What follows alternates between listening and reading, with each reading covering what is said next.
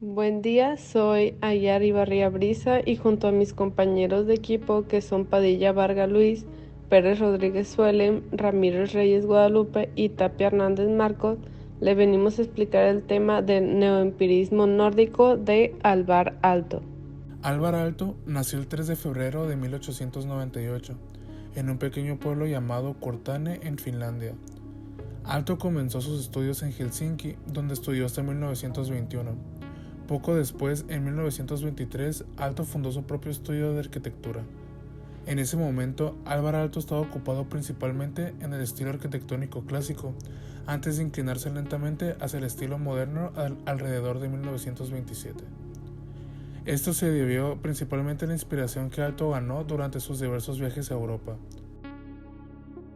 Alvar Aalto estudió bachiller y arquitectura en lo que hoy es la Universidad Politécnica de Helsinki, donde algunos profesores, y en especial Armas Elia Lindgren, pertenecían al nacionalismo romántico, movimiento artístico que buscaba las raíces históricas e identitarias de Finlandia para ensalzarla.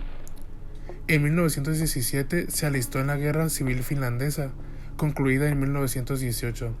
Después de graduarse en 1921, realizó un dilatado viaje de estudios por el norte de Europa. En 1923 abrió su propio estudio de arquitectura y en 1925 contrajo matrimonio con Aino Marcio, arquitecta que colaboró en varios de sus proyectos. La arquitectura de Alvar Aalto es a la vez inagotable y cotidiana, edificios para usar a diario. El finlandés escapó de la frialdad, las artistas y el orden cartesiano que imponía la modernidad para inaugurar otra vanguardia que tenía como referencia las formas de los lagos, los troncos de los árboles y la perfecta imperfección de lo natural, es decir, lo real. Es por eso que muchos años después de su muerte sigue siendo un arquitecto por redescubrir. Sus obras son un pozo sin fondo que demuestra que la mejor arquitectura habla siempre en presente y comparte el idioma universal de todas las tradiciones. Cuando Aalto ya se había convertido en el arquitecto que pasaría a la historia, cuando ya había construido la Villa Maira y la biblioteca de Viipuri, regresó a su escuela en Finlandia, donde había estudiado de niño. Lo hizo para hablarles a los alumnos de la importancia de una educación humanista, de la necesidad de ir más allá de uno mismo y de la posibilidad de mirar hacia atrás para rescatar nuevas ideas. Eso había hecho él.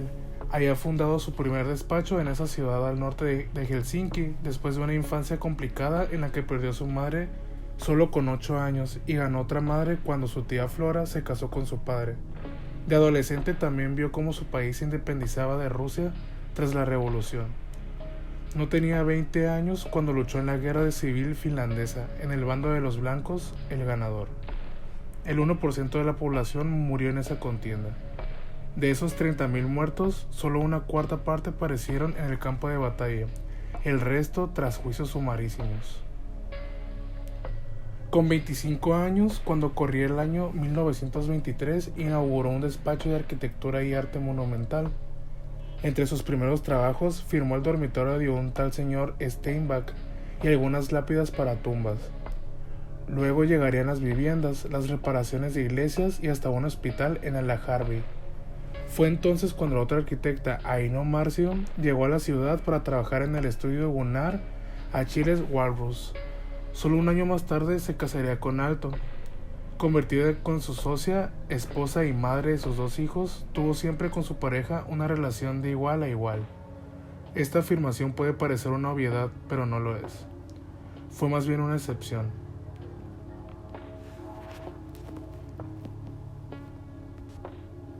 Así hoy, la arquitectura de Aalto se comprende al momento, pero no se termina de mirar nunca.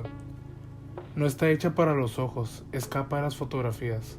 Hay que visitarla, caminarla, tocarla y entrar en ella. Más allá de la igualdad, también la modernidad estaba presente en el espíritu con el que los Aalto se relacionaron con el mundo. Para su luna de miel volaron hasta Estocolmo para luego continuar hasta Italia, el país que más les fascinó y curiosamente con el que más afinidades desarrollaron. En la arquitectura de Alvar Aalto, el uso de formas geométricas básicas revela el racionalismo funcionalista del que partió en sus obras tempranas y que nunca abandonó. Sin embargo, la utilización conjunta de líneas sinuosas tiende a romper la ortogonalidad de la caja arquitectónica a la vez que acentúa la corporeidad del edificio, para cuya composición no hay fórmulas fijas. Todo ello hace que sus obras estén impregnadas de una personalidad propia, que la distancia de la estandarización funcionalista. Para Álvar Aalto, la arquitectura es un juego libre de volúmenes y formas en movimiento. Sobre estructuras geométricas de clara disposición, superpone superficies blandas que están rígidas al conjunto y le dotan un espíritu más humano y más acorde con las formas de la naturaleza. Aalto sobresalió además en el diseño de muebles. Creó una línea de mobiliario muy ligero, construido en madera laminada, distribuido internacionalmente a través de la firma de interiorismo Artec, que él mismo había fundado en 1935, junto con su esposa Aino Aalto, también diseñadora de muebles. Esta corriente se desarrolla en Suecia y Noruega en los años 40 y 50. Este movimiento se considera una reacción al rígido formalismo y es por ello que se persigue la espontaneidad y la adaptabilidad del edificio a los materiales tradicionales en el lugar que se encuentra, siempre buscando una armonía entre el diseño racional y la construcción inspirada en la naturaleza en su entorno. El nombre neoempirismo nórdico hace referencia al método utilizado en la construcción en estos países, donde la dureza del clima obligaba a integrar la arquitectura en el medio natural y a cuidar con especial atención el ambiente interior de los edificios. Este movimiento no rechaza las nuevas tecnologías y es por esto que está entre el pensamiento racionalismo, que es el conocimiento que se obtiene a partir de la razón, y en la acción, que pues es el empirismo, donde el conocimiento procede únicamente de la experiencia. La arquitectura escandinava, como también le llaman al neoempirismo, se buscaba una mayor espontaneidad y adaptación a la naturaleza de su entorno, por lo que este movimiento se enlazó con la arquitectura orgánica, que ésta, como ya sabemos, promueve la armonía entre el hábitat humano y el mundo real, junto a una visión más humanista de la arquitectura y el urbanismo. Hablando generalmente, se buscaba una mayor adaptación al entorno natural, tal como la arquitectura orgánica, uno de los cuyos máximos exponentes fue el estadounidense Frank Lloyd, hablando de la arquitectura orgánica. En el neoempirismo, este movimiento se intenta recuperar la comodidad doméstica, la textura y los colores tradicionales, el gusto por la decoración y el valor de las buenas formas artesanales de construcción. Se aleja del funcionalismo racionista, donde aquí los edificios solo deben ser la expresión de su uso o función. Se tenían de suma importancia a las referencias clásicas y los métodos artesanales. Se formó una nueva forma de realizar la construcción porque tomaron algunas características del racionalismo como el organicismo, junto a una versión más humanista de la arquitectura y el urbanismo, alejada del funcionalismo racionalista que, como ya sabemos, es el resultado de la síntesis de muchas ideas vanguardistas. También de las características una de las características eran las cubiertas inclinadas y materiales tradicionales como lo es el ladrillo, el mármol, cobre y la madera, que sobresale sobre la mayoría de los demás materiales, ya que fue la más utilizada. Esta arquitectura contaba con alargados ventanales y expresividad de materiales, La luz era de vital importancia y sin comunes sistemas de aberturas altas, hablando de los ventanales, que permitían diversos tipos de luz en el interior. Si bien el estilo nórdico se considera como un concepto muy moderno de la arquitectura y del diseño, su herencia es el medio natural como espacio fundamental del que parte. Se define como la función entre la tecnología y sabiduría, entre modernidad y tradición, entre metodología empírica y racionalismo básico. De estas bases que se dicen, la estética y el estilo nórdico han evolucionado hasta un concepto que se involucra aspectos modulares minimalistas y la arquitectura funcionalista. Es lo que se denomina empirismo nórdico. Nos encontramos ante un concepto arquitectónico que parte de un fin al servicio del ser humano y la sociedad. En el caso del estilo nórdico, esto se consigue conciliando con lo intelectual y lo sensual, buscando una síntesis entre el diseño racional y la construcción autóctona inspirada en la naturaleza de su entorno, como ya lo hemos dicho a lo largo de esta explicación de lo que sería la arquitectura neoemperista nórdica. El estilo arquitectónico de Alvar Aalto se dio partiendo del funcionalismo, evolucionó hacia la búsqueda de la calidez y el acercamiento a la naturaleza.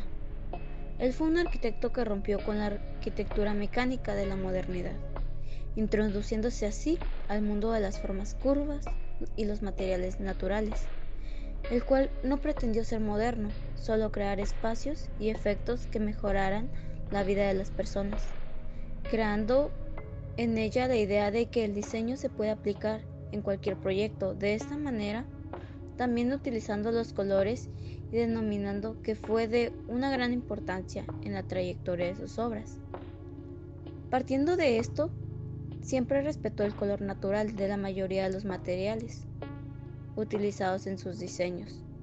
El arquitecto Aalto se inspiró en los artistas cubistas, como lo son Pablo Picasso y George Braque. Por ellos que nació su pasión por la pintura y el arte. Esto también influyó en sus edificaciones, en donde se puede apreciar la combinación de líneas suaves con materiales naturales, como son la piedra, árboles secos, troncos, ladrillos y materiales propios del lugar, utilizando la curva como parte del diseño total, donde todo se debe adaptar a las necesidades que se ocupan para tener un buen funcionamiento. También se le llama modernista humano, debido a lo que podemos llamar un enfoque centrado en el cliente de la arquitectura actual. Esto hace que sus obras estén impregnadas de una personalidad propia, donde todo es un juego de volúmenes y formas en movimiento sobre estructuras geométricas que buscan llevar la forma a su entorno para así declarar disposición en superficies blandas que resten rigidez al conjunto. Y se trata de un espíritu más humano y más relacionado con las formas de la naturaleza, donde el aprovechar la luz natural es mejor que la artificial, aunque estas al unirse crean mayor iluminación visual. Este es uno de los temas más importantes para la arquitectura de Alvar Aalto, porque para él la luz es sensible ante los ojos del humano y el movimiento. Así se puede proyectar un atractivo visual en su fachada, con apoyo de grandes ventanales y lucenario, siendo este su mejor manera de crear arquitectura que funciona y ayuda a mejorar en cada uno de sus proyectos. Yo les hablaré sobre las obras más importantes de Alvar Aalto, comenzando por la Biblioteca de Viipuri. Álvar Aalto es sin duda uno de los arquitectos más importantes y destacados del siglo XX. Es conocido por aplicar un característico y cuidadoso diseño integral en sus edificios. Este proyecto fue fruto de un concurso, el cual Álvar Aalto ganó en el año 1927.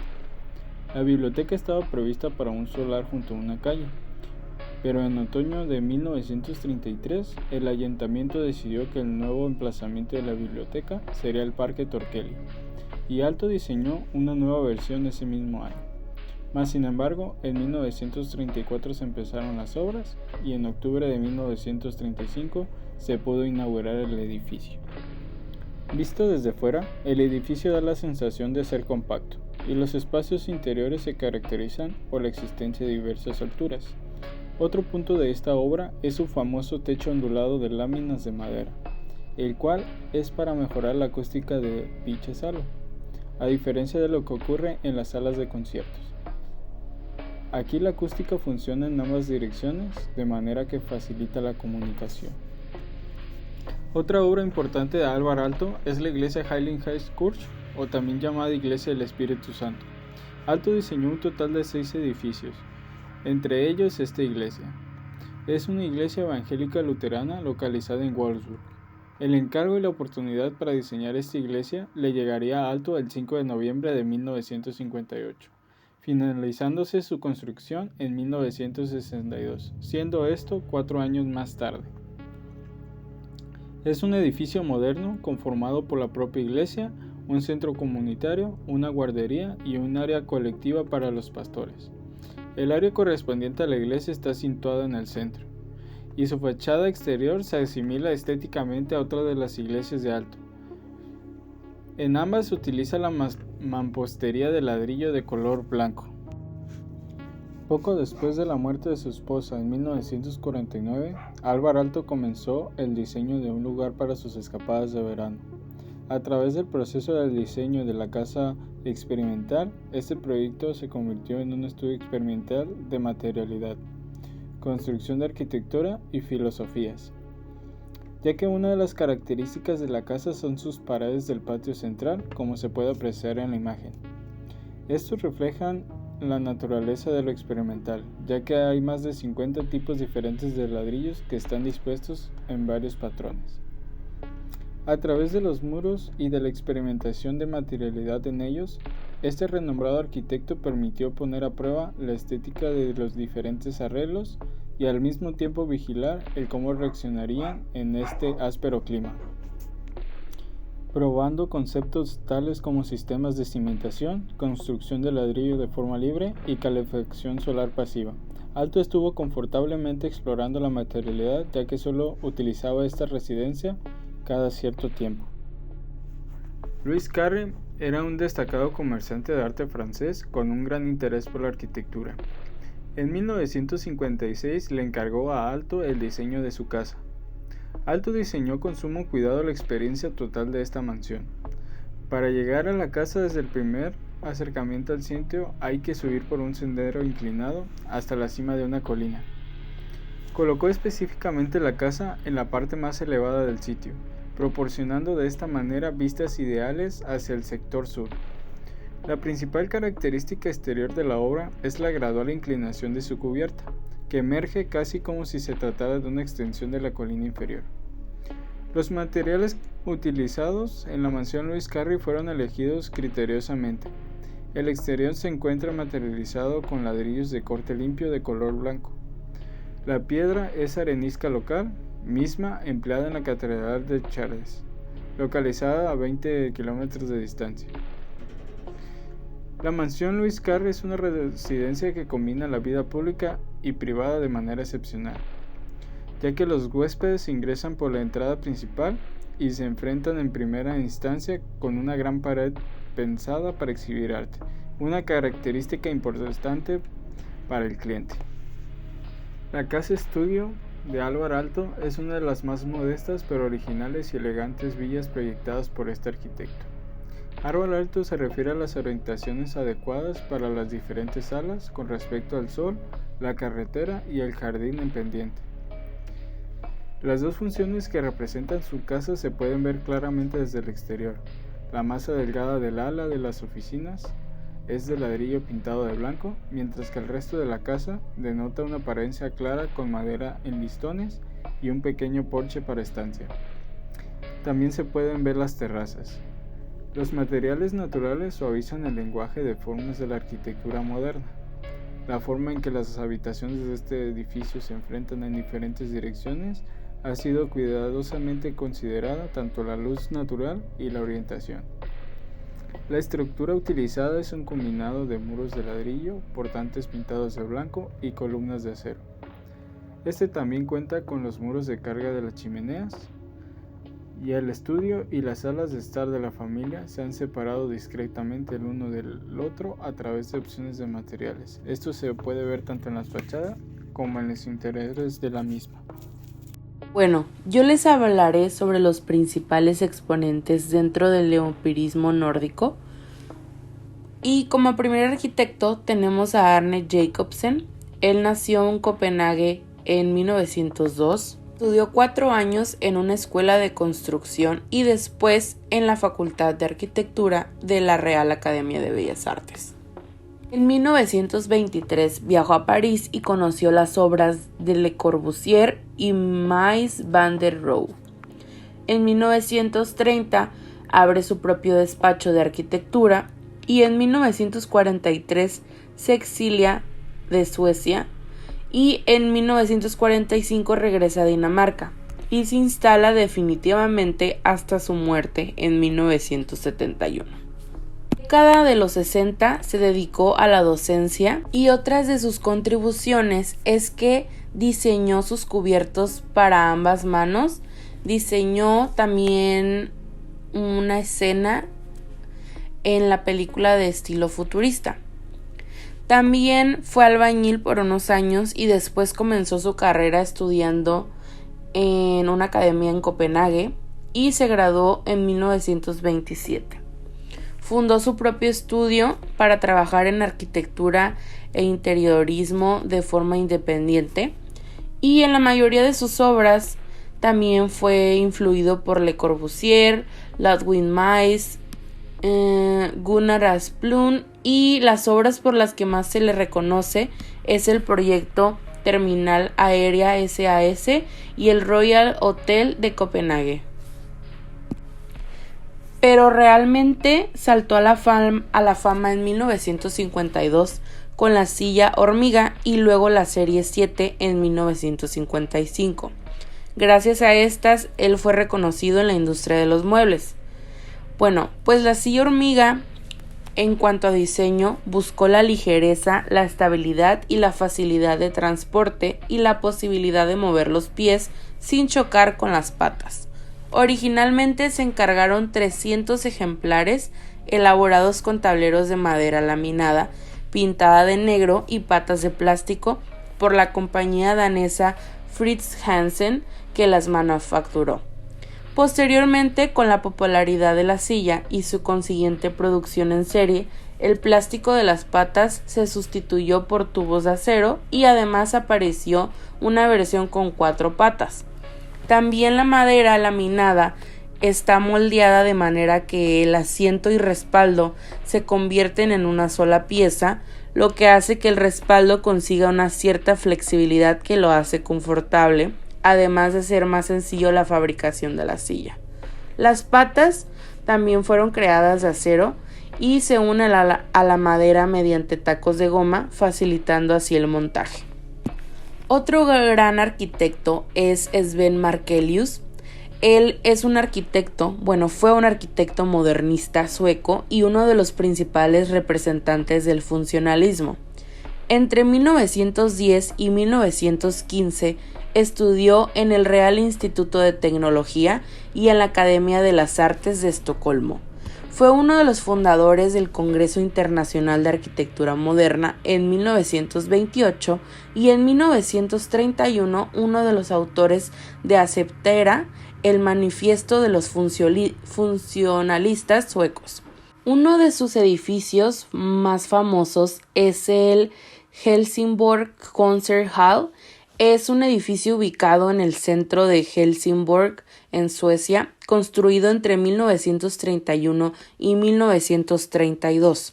Según los planos del arquitecto, alberga 2 salas de espectáculos y en particular alberga actuaciones de la Orquesta Sinfónica. También la sala de conciertos se convierte en uno de los primeros y mejores ejemplos de estilo funcionalista en Suecia. El edificio está cubierto con yeso blanco y fue diseñado de acuerdo con los principios más fundamentales del modernismo.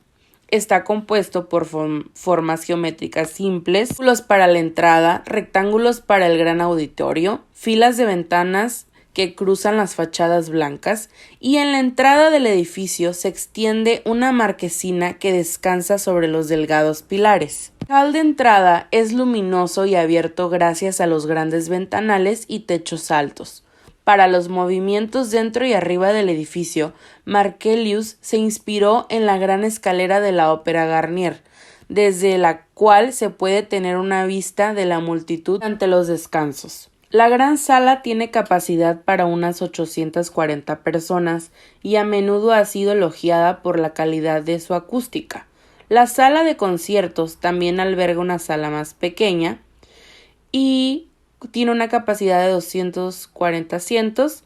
Las cualidades acústicas se deben mucho al modesto tamaño del edificio. Tenemos a otro arquitecto, Sverre Fehn.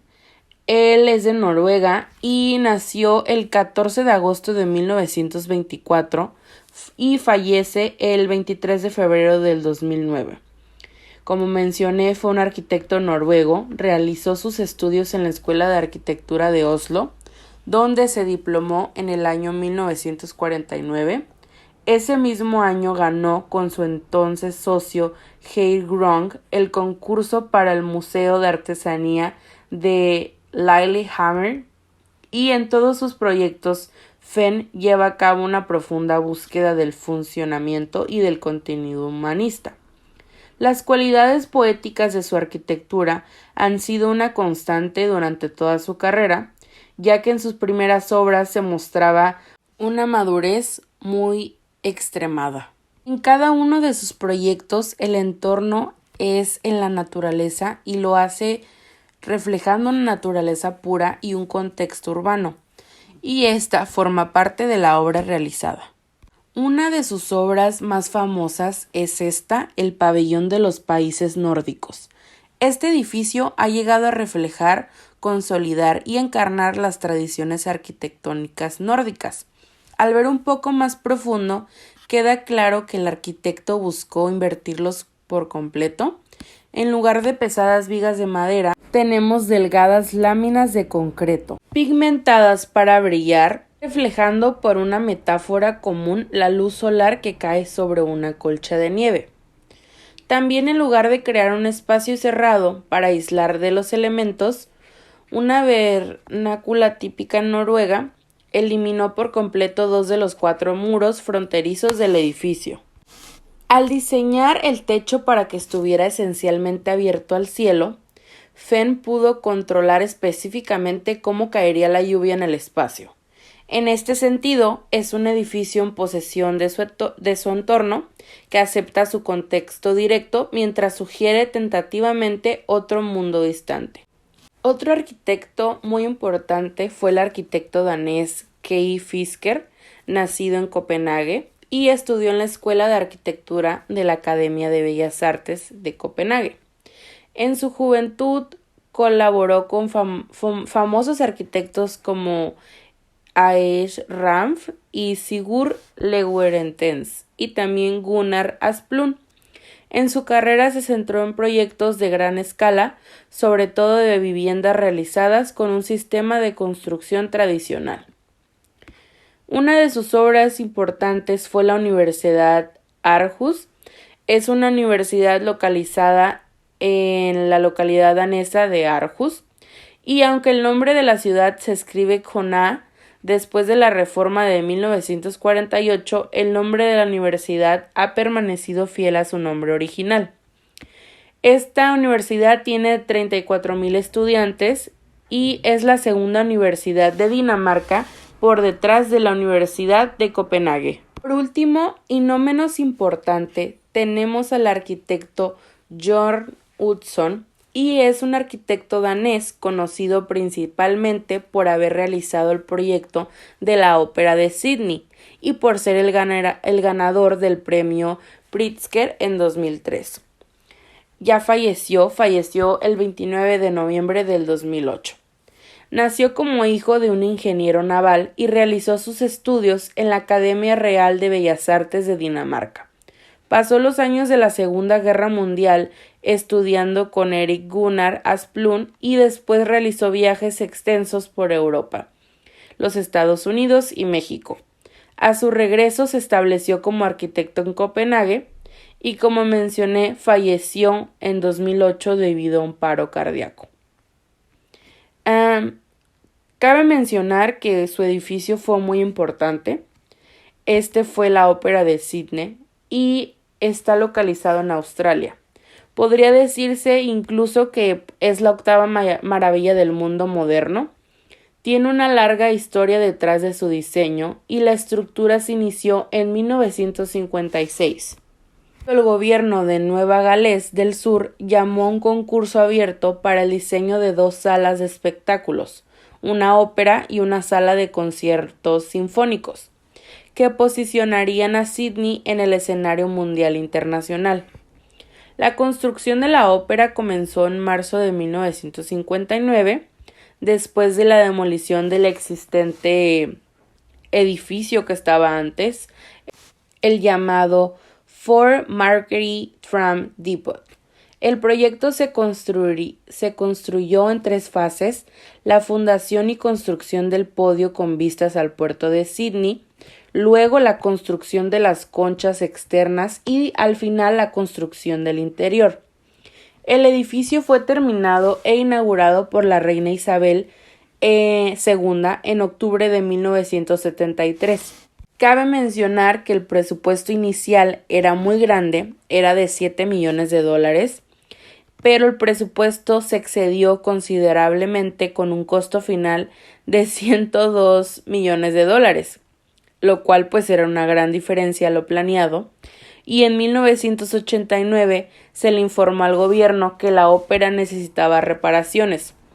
Estas costarían aproximadamente $86 millones, debido a la caída de azulejos y el deterioro de las costillas estructurales.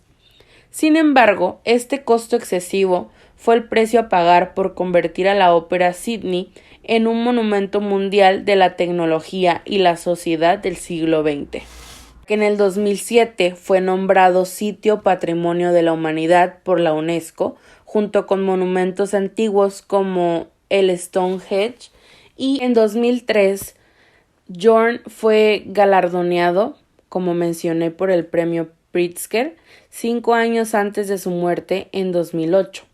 Debido a los problemas políticos que lo llevaron a su renuncia, el arquitecto nunca regresaría a Australia para presenciar su obra maestra terminada, que hoy es considerada como uno de los más imponentes estructuras jamás creadas.